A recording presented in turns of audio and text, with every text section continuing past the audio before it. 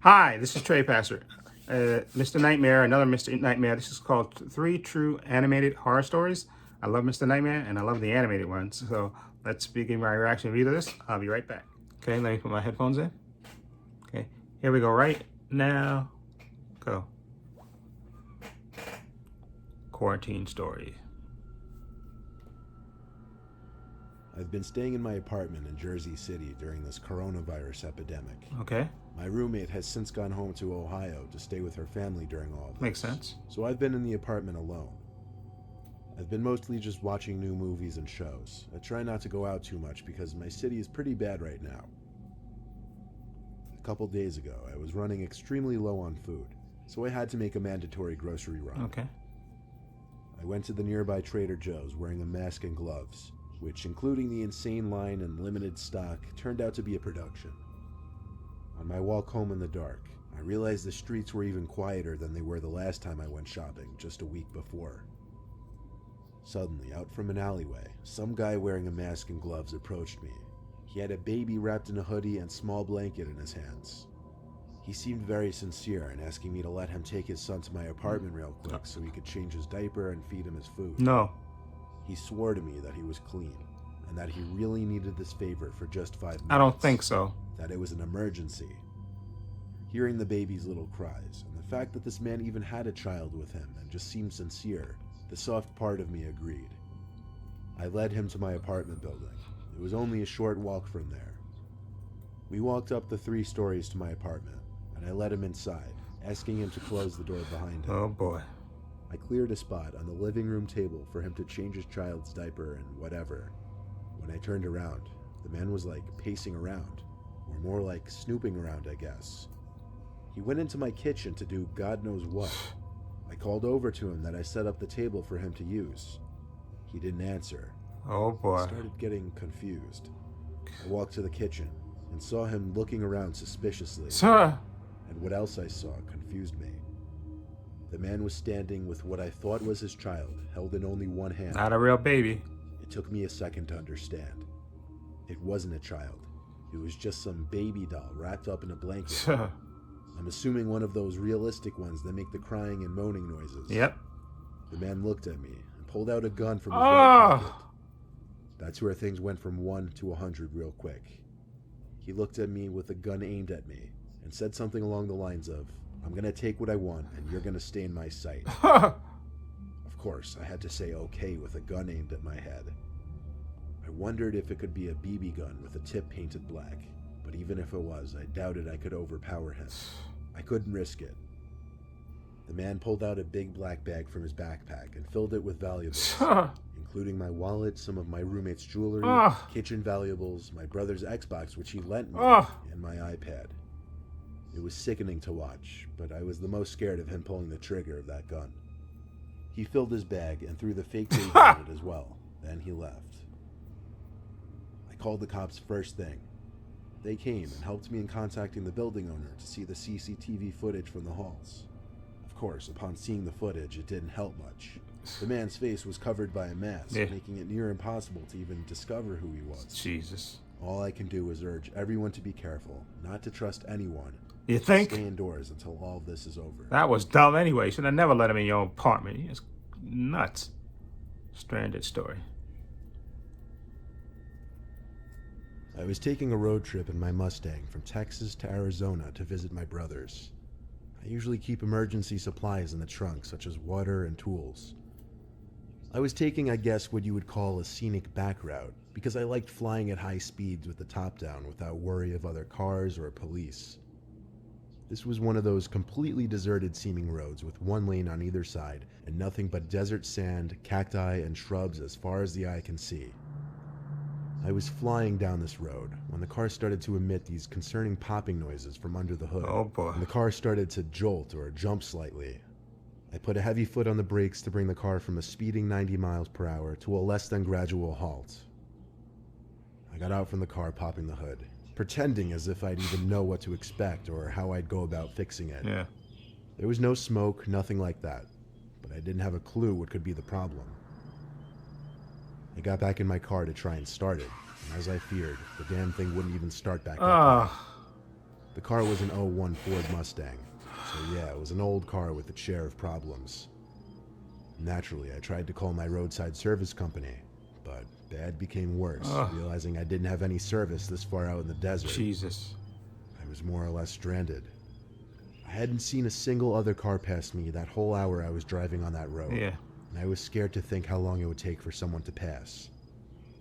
I waited on the side of the road, sitting on my car's trunk for literally hours, sweating my ass off.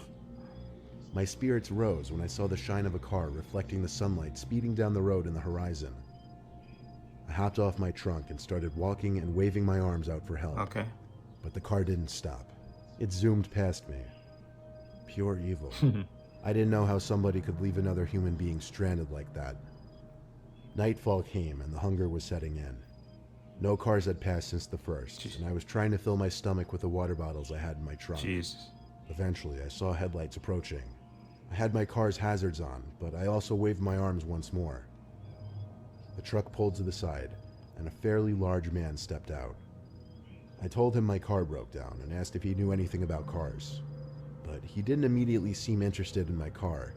He more so seemed interested in asking me if I was alone, where I was going, and why I didn't just call for help. Oh boy. Then he asked me if anyone knew I was here.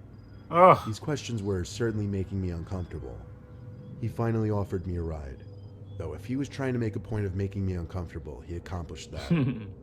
I stepped up into his pickup truck, and off we started driving. Okay.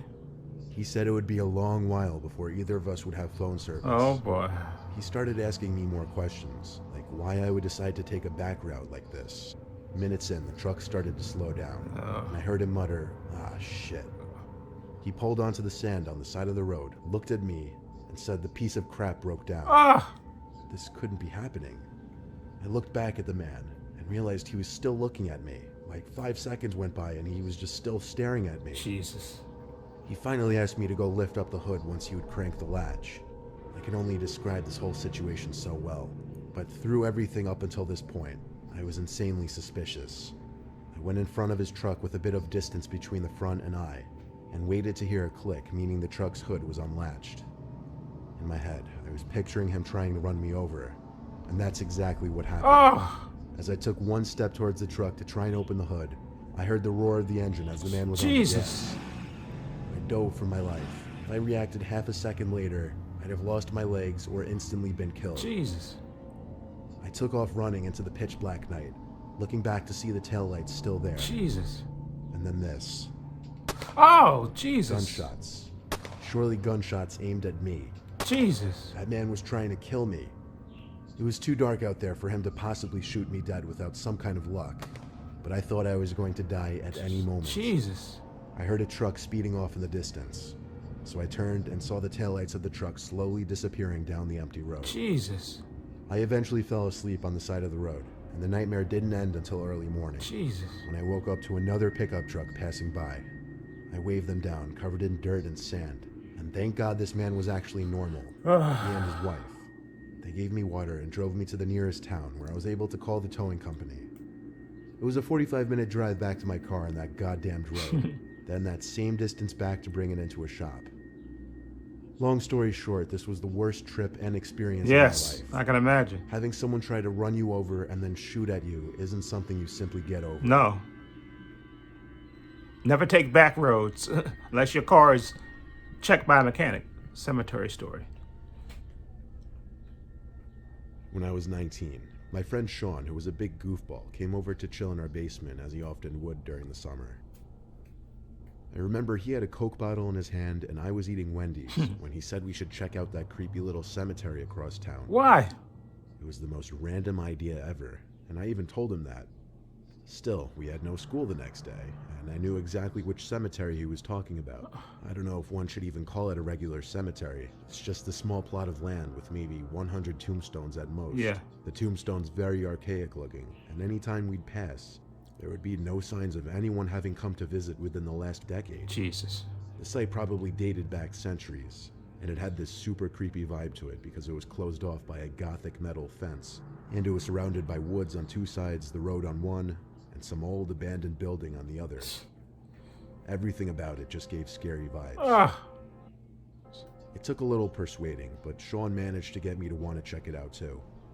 Ironically, it was a very cloudy, wettish kind of day. Of course. I guess conveniently adding to the mood. Sean pulled up his Honda to the side of the road. I told him to pull up more so it wasn't obvious. This was a low traffic road, so it would look kind of suspicious. He pulled up a few 100 feet down the road, and we got out and cut through the woods so that any potential passing traffic wouldn't see us entering the little cemetery. Hopping the fence in the woods was easy. It was maybe a 3 or 4 foot fence. Sean kind of took the lead on this since it was mainly his venture. He led us through the eerie little plot of land, and we looked at the archaic tombstones. They all seemed to be from the 19th century. The writing on some of them was illegible at that point. I know it sounds super dumb and cliche, but I couldn't help but feel like I was being watched constantly. I started looking around the surrounding woods. I told Sean how creepy this was. "I know," he replied. Still, with the feeling of being watched, I looked at the abandoned building next to the cemetery, at one of the windows. For a brief moment, I knew I saw someone standing at the window, even through the fog, smudge, and dirt on the glass. But they casually either ducked or walked away from the window. I told Sean we were being watched by someone in that building, and he turned to look at it as well. Then he went to look for the entrance to it. I told him don't. I said we should just leave before we get in trouble. I stayed still by the tombstone he was looking at while he walked around the building, and then he found a way in. He called me over, but I stayed put. Nope. Then I heard some loud kind of crack. So I looked in that direction, and there was this older man, probably around 55. Gray hair, had on a black raincoat, I believe he was wearing jeans, and he had a mustache. But that's all I really got of him. Then he opened his mouth and screamed, not just yelled, he screamed, "Get out." He screamed it so loud I thought I saw birds fly away from being startled. And just like that, I started to feel lightheaded, and suddenly everything went dark. What? The next thing I remember was waking up to being dragged in the woods. I freaked out, thinking I was being kidnapped. But when I turned and got up, I saw it was just Sean. Sean was freaking out about something. He told me to follow him and run back to the car, so I didn't ask questions. As we ran through the woods, I heard something close behind me, and when I turned, I realized we were being followed by someone, so I ran even faster. We got to his Honda, and he basically put it in drive before the car even had a chance to fully start. I don't blame. When Sean was inside that abandoned building, he found a sigil of Baphomet painted on the wood floor. Of course. Which is basically the sign of Satan. Of course. Around it were a bunch of freaky dolls with buttons for eyes. He didn't get to see anything else in the building, because he heard the old man scream at me outside. He came running to find me passed out on the floor, and he saw the old man slowly walking over to me. He started to drag me away from the old man and into the woods. He actually literally picked me up and threw me over the fence to get me out. I quickly came back to consciousness, and that's when we ran. I had only fainted one time in my life, and it was at that moment. I don't know why I fainted, but it happening at a graveyard with some kind of satanic ritual building right next to it makes it that much stranger. Idiots. I should have never went out there anyway. Idiots. Yeah, I'm bored. You know what? Let's go to an abandoned cemetery. Why not? We got nothing to do at night. Let's do that. No, there's plenty of stuff you could do other than that. Get out of here. You're silly with this dumb crap. Anyway, those are good. 3 good stories. I like the second one. That was creepy. Okay, first of all, you're going in the backwoods, you're driving anyway. I know people like to drive, but always stick on the main roads. Screw the back road crap. Stay on the main roads. So in case your car breaks down, you got a better chance of getting picked up. Okay, instead of going through backwoods. And wouldn't you know it? Like I said, unless you get that car fully serviced by a mechanic, especially if you're going on a long trip, you should always get your car serviced anyway to make sure it's fully, let the mechanic check it out to make sure it has plenty of oil, no problem, mechanical issues at all. Then you can do that. And then you have a spare gas tank, of course, gas can in the back of your thing, and a spare tire. Exactly. But never do the back road thing unless you have, especially by yourself. That was nuts. Look at it. That guy was basically You should have known that it was creepy when the guy was asking all those questions. Are you by yourself? Anybody know where you're going? He decided he wanted to kill a person, and you just happened to be a perfect victim for him. Just ridiculous. That's like nothing good happens on the back roads. Okay, so stick on the main roads. Okay, that was just creepy, incredibly creepy. And like I said, that third story, come on. I would have smacked my friend. Let's go to this abandoned cemetery. Well, at night. I said, you know what? You first. Go ahead. Get a head start. I'll meet you in about an hour, and sit my ass in the house. Ain't no way in the world I'm going to no abandoned house, no abandoned cemetery, none of that crap. I ain't that bored. I ain't never been that bored that I want to go to an abandoned cemetery.